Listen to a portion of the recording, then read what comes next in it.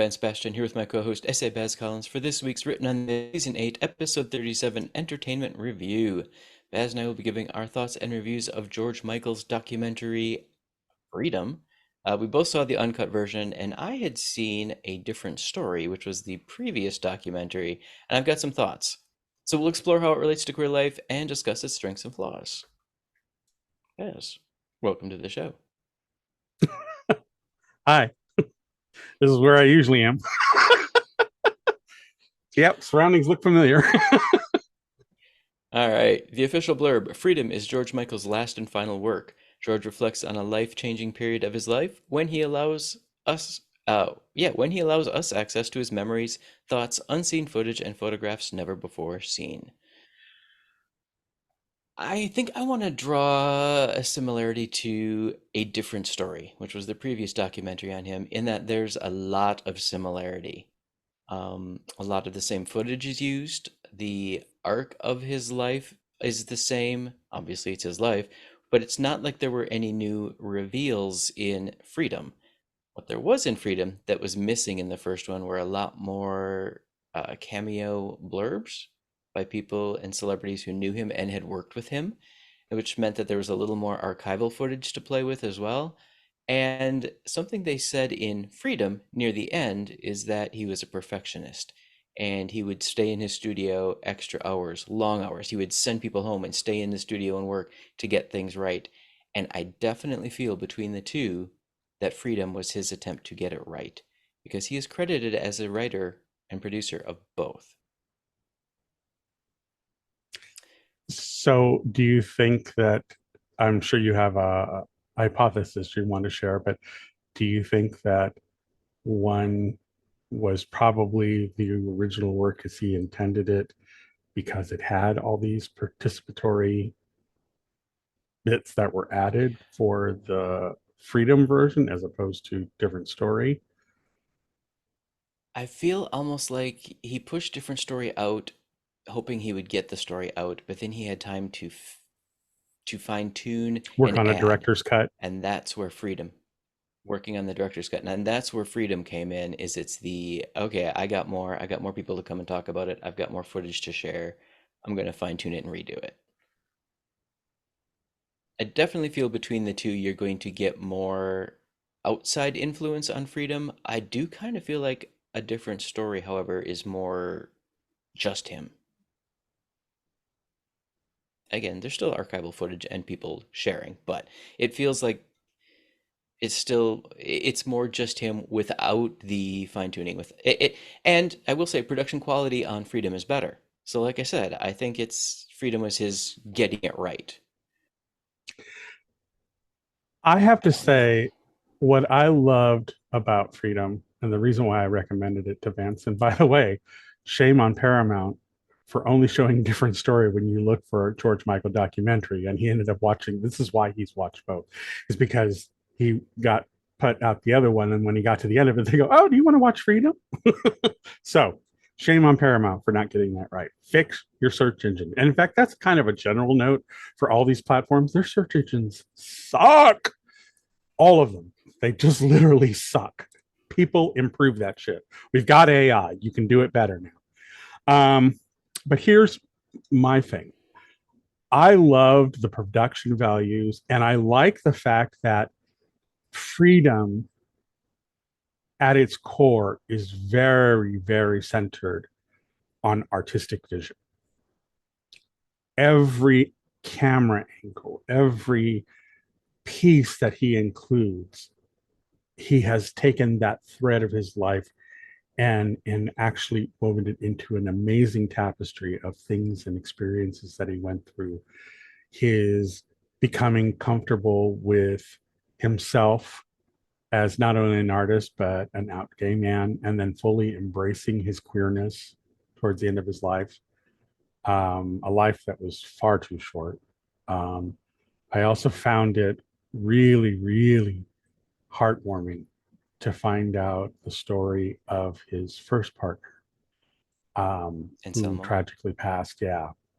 And I really loved hearing that story. And it was very heartbreaking to know that he had commitments that he had to go out and perform.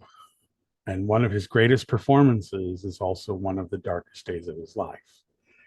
And I find that juxtaposition and really that many artists, pain drives what we do. It's how we process, it's how we get through it. And what I liked about this documentary is that it really, really presented very, very front forward the fact that the artistry and the artist journey and their process and the way that you begin to understand why artists exist because they they see the world differently than the masses by and large.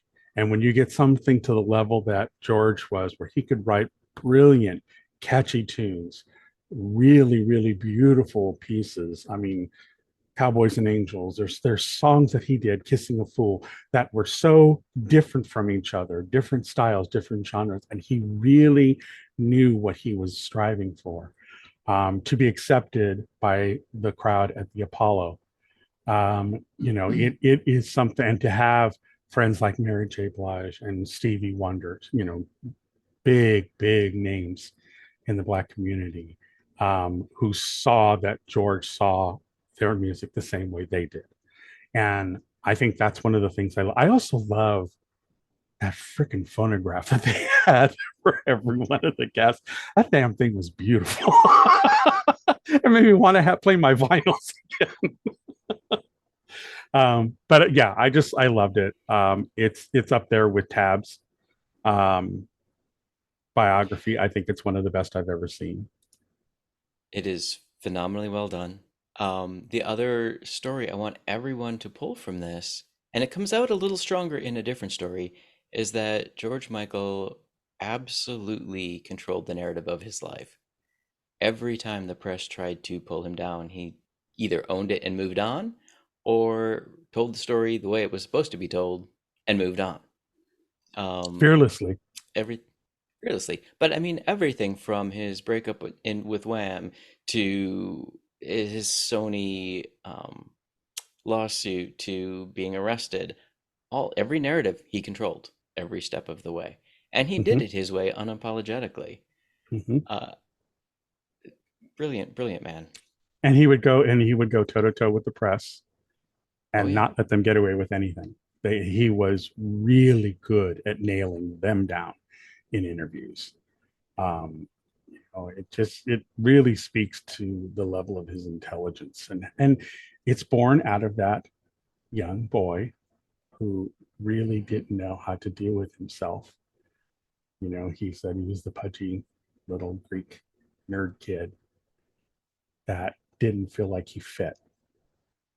And it's when you have those experiences in your youth that it really forms who you are.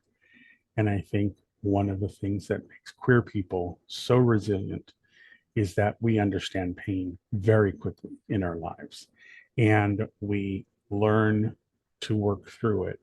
And a lot of us become artists or either become sports people. You find a path in which to channel all of that trauma and that those life experiences into creating something for others to enjoy. So I just think it's a testament to queerdom. It's a testament to his brilliance as an artist, as a musician, his blending of styles, and he did it beautifully. There are some genre mashups that he did that it was just mind blowing. And even Stevie Wonder at one point says, I never would have thought of that. Some of the things he did were truly amazing. And you have to give it to the man. He knew what he wanted, and he went for it. And he went out on top. I guess for all of that level of fame, and he always felt like he wasn't quite as good as everyone else. That's the other thing I thought was kind of interesting. Yeah. He he Yeah. he always saw like Madonna and the other names as being bigger than him. And when those of us who took in his music, he was one of the biggies. And I find that really, really fascinating that you can be that big and still have very much the imposter syndrome. So yeah, I totally love it. I recommend it to people. My sister and my mom watched it the same night that I did. I came out and said, "Oh, you guys got to watch this," and I was watching it in the room with my husband and my mom and my sister out in the living room, and they were watching it. So yeah, it's really a very well done documentary. I hope people will take it in. Get to our numbers. Agreed.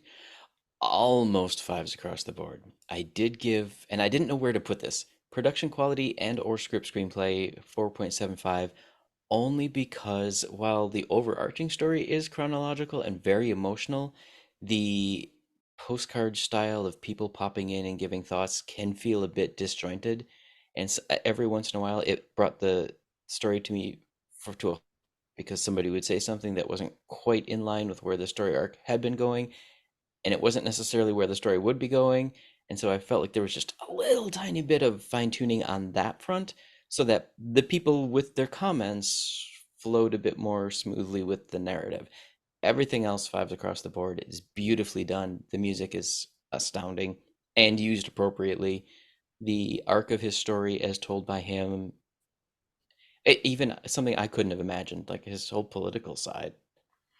I missed that when I And was the a fact that child, he did all of completely and the totally. philanthropy and stuff that he did Yeah. quietly that nobody knew about, he gave away a ton of his money, and Hmm. that's the thing that I think the world lost when we lost him, is that all of those people that he would quietly donate, and the only thing he asked was Hmm. that nobody know it came from him, and Right. he changed lives, and that's truly the mark of a great man. So mine are fives Yep. across the board.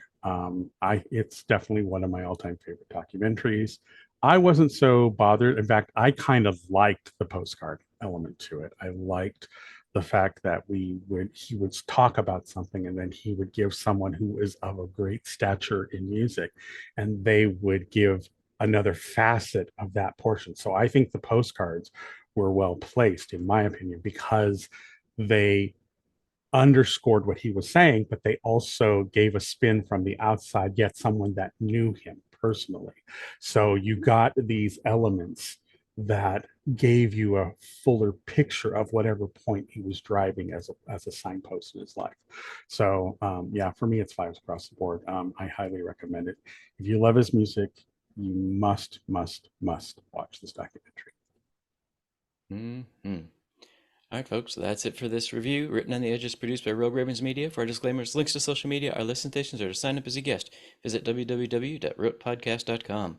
If you enjoy learning about new artists or hearing our thoughts on entertainment media, please like and subscribe so you get the alerts for new episodes. Follow us on YouTube. There's all kinds of review stuff going on. We're jumping into the middle of the Heartstopper fray. Woohoo! And tune in Friday for our Road interview. We'll talk to you soon. Bye now.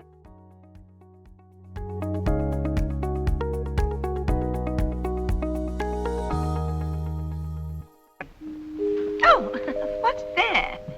Closing time. The bums rush in melody, dear.